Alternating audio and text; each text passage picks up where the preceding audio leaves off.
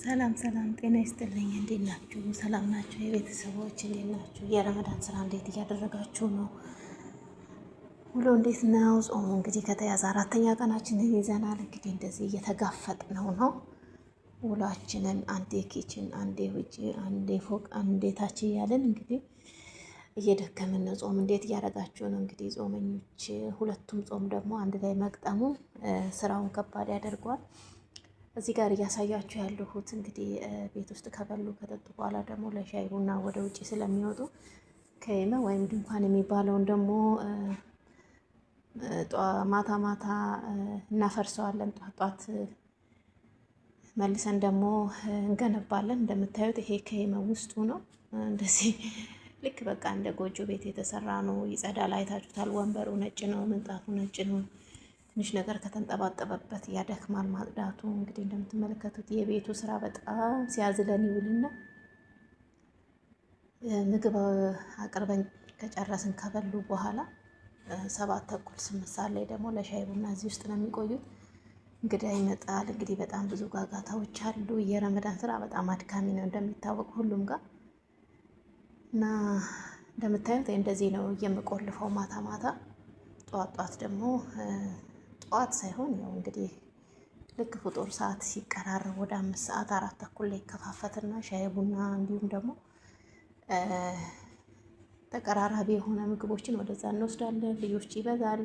ግቢው በጣም ሰፊ ነው። እንግዲህ አስቡ፣ ከግንቡ ይወጡና ወደ ጨርቅ ቤት ሄዶ ነው የሚቀመጡት። እንግዲህ ሸራ ነው ግን ያው ያምራል። ግቢውም እንደምታዩ መብራቱ ብለዋል። ሁሉ ነገሩ ድምቀቱን የጠበቀ ነው። እንደምታዩት ያው ገመድና ገመዱ እንደዚህ እያጠላለፍኩኝ ነው ማስራው።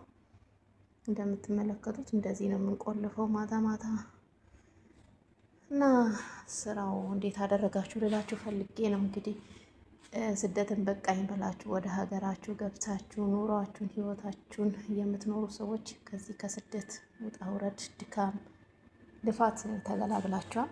እዚህ ደግሞ ያለንም እግዚአብሔር በቃችሁ ይበለን። መቼም ይሄ ስራ ተሰርቶ የሚመጣው ለውጥ የለም። ግን ያው ለመለወጥ ብለን እንታገላለን። ድካሙ አይላቀቀንም።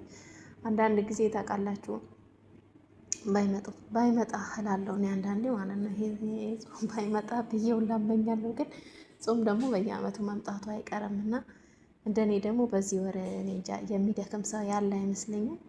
ብዙ ከመቆየት አንጻር ነው መሰለኝ። በቃ ገና ሳልጀምረው በቃ አላቅም ድክም ይለኛል። እና እንደምታዩት ሻይ ቡናው ምኑ ብርጭቆ ምኑ ሁሉ ነገሩ ውጪ ነው እና መቼም አበርታኝ እያሉ ፈጣሪን እየተማጸኑ መበርታት እንጂ ሌላ ምርጫ የለም። አሁን ደግሞ እንግዲህ ረዘም ያለ ቦታ አለ መሬት ላይ ቆም የማልችለው እንግዲህ ይኸው መሰላል ላይ እየወጣሁ ነው። እዚህ ላይ ወጥቼ ደግሞ አስራለሁ። እንደምታዩት ገመዱ መሬት ቆሜ ስለማልደርሰው ነው። በጣም ረጅም ነው። ልክ እንደ ግንብ በለው ከቤቱ ግንብ ጋር እኩል ነው። እሱም ደግሞ አስሬ ዝቅ እያልኩኝ ወደታች ስደርስ ደግሞ ወርጄ ታችኞችንማ ቆልፈዋለሁ። እንግዲህ ማታ ማታ ማፍረስ ጧት መገንባት ይባላል። እንግዲህ አሁን ይሄ ማታ 2 ሰዓት ሆኗል። ይሄን አስራ ካበቁ በኋላ ከጨረሱ በኋላ እቃ አውጥተን ከውስጡ አጽድተን ማታ ልንተኛ ስንል እንቆልፋለን ማለት ነው።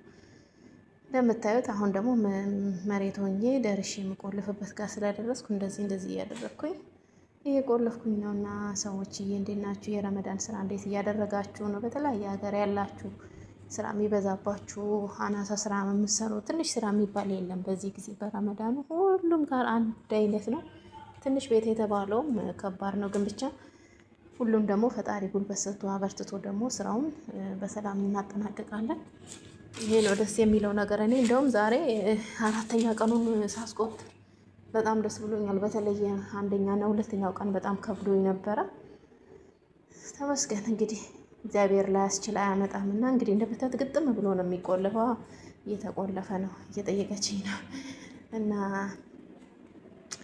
ማታ ማታ እንግዲህ ገንብተን ጧት የምናፈርስ ቤት ነው ይሄ። ጨርሰናል። እዚህ ጋር አሁን ግቢው እንደምታዩት ሰፊ ከመሆኑ የተነሳ በቃ በጣም ያደክማል። ሲቆሽሽ ምን ሲልም ይሄ እንግዲህ አስቡት፣ ይሄ ህንፃው ተሰርቶበት መኪና ማቆሚያዎች ኖሮት ከዛ ደግሞ መልሶ ይሄኛው ድንኳን ተሰርቶበት ከዚህም አልፎ ደግሞ ሌላ ሰፊ ትርፍ አለና በጣም ነው የሚገርማቸው ነው። እንደምታዩት አዋራው ራሱ እኔ ላይ ረግፎብኛል የጨርቁ ነው። እንግዲህ ገንብቼ ጨርሻለሁ። እንግዲህ ከዚህ ህንፃ ወጥቶ ደግሞ ወደዚህ ቤት ውስጥ መኖር ወይም ደግሞ መቀመጥ፣ በቃ አንድ ቦታ ማለት መቀመጥ ከባድ ነው በእውነት። እንደምታዩት ያው ግሪኑ እንደምታዩት መብራቱ ምናምን ደስ ይላል፣ ግን ከአንድ ቦታ መቀመጥ ወደ አንድ ቦታ መቀየር፣ አንድ ቦታ መቀመጥ ያሰለቻል። እርግጥ ግን የእነሱ ደግሞ አንዳንድ ጊዜ እየባሰ ነው ብዬ ነው የማስበው። ምክንያቱም በቃ ይህ ምንም አይነት ጥሩ ቦታ ምንም አይነት መልካም ቦታ ተቀምጦ አይረኩም። ለምን እንደሆነ አላውቅም። በቃ ቦታ መቀያየር አዲስ ነገር የሆነ ነገር አዲስ ተገዝቶ አመት ሳይገለገሉ አሁንም መቀየር እና እንደምታዩት የኪችኖቻችንን ስራ የውጭውን ስንጨርስ የኪችኑ ይጠብቀናል። የኪችኑ ስንጨርስ ለውጭ፣ የውጭውን ስንጨርስ የፎቁ እንዲህ እያለን እንግዲህ ኪችናችንን ከውሎ አሁን ደግሞ ጽድት አድርገን አጥበነው እቃው ቦታ ሲዝ ደግሞ እንደዚህ ጽድት ብሎ ታገኙታላችሁ። ይሄንን ይመስላል የዛሬ ቪዲዮ። እንደምትወዱት ተስፋ አደርጋለሁ። የዛሬ ቪዲዮ ይሄንን ይመስላል። ደህና ሁኑልኝ። አመሰግናለሁ።